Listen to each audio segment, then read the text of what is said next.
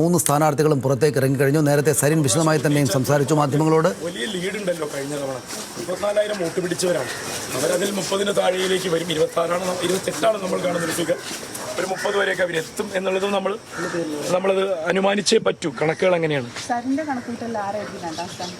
രണ്ടാം സ്ഥാനത്തെത്തുക, മൂന്നാം സ്ഥാനത്തെത്തുന്നത് ഞാൻ നേരത്തെയും പറയുന്നുണ്ട്, UDF നിലംപരിശാകുന്ന ഒരു സാഹചര്യം ഇത്തവണത്തെ ജനവിധിയിലുണ്ടാകും. അപ്പോൾ രണ്ടാം സ്ഥാനത്തെത്തുന്നത് ആരാണെന്ന് നിങ്ങൾക്ക് ഊഹിക്കാവുന്നതല്ലേ ഉള്ളൂ. അത് കണക്കുകളുടെ വെളിച്ചത്തിലാണെന്ന് തോന്നുന്നില്ല. ആത്മവിശ്വാസം ഒന്നോ രണ്ടോ പേര് പറയുന്നതിൽ നിന്ന് മാത്രം ഉണ്ടാക്കിയെടുക്കാൻ കഴിയുന്ന ഒരു ക്യാമ്പാണ് അവിടെ.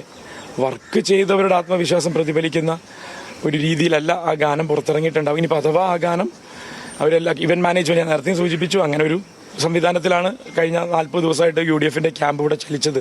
അപ്പോൾ അതിൽ അവസാന കോൺട്രാക്റ്റ് ആയിരിക്കാം വിജയഗാനം. അതും അവർ ഉത്തരവാദിത്തോടു കൂടി ചെയ്ത് നൽകി. അതാരോ ലീക്ക് ചെയ്തു, അതാരാന്ന് അന്വേഷിക്കണം. മിക്കവാറും അന്വേഷണത്തിൽ നിന്നായിരിക്കും ആദ്യത്തെ നടപടിയൊക്കെ ഉണ്ടാവും. ഒരുപാട് ലീക്ക് ഉണ്ടായിട്ടുണ്ട്. അരുൺ പറഞ്ഞ പോലെ ലീക്കുകൾ ഒരുപാട് ഉണ്ടായിട്ട് അത് വോട്ടിലെ ലീക്ക് ആദ്യത്തെ 2 റൗണ്ട് കഴിയുമ്പോൾ ആ ലീക്ക് കൃത്യമായി മനസ്സിലാവും. അങ്ങനെ നമ്മൾ പ്രതീക്ഷിക്കേണ്ടല്ലോ. ജനങ്ങളുടെ പ്രതീക്ഷയല്ലേ ഈ ഇലക്ഷനിൽ പ്രതിഫലിക്കേണ്ടത്.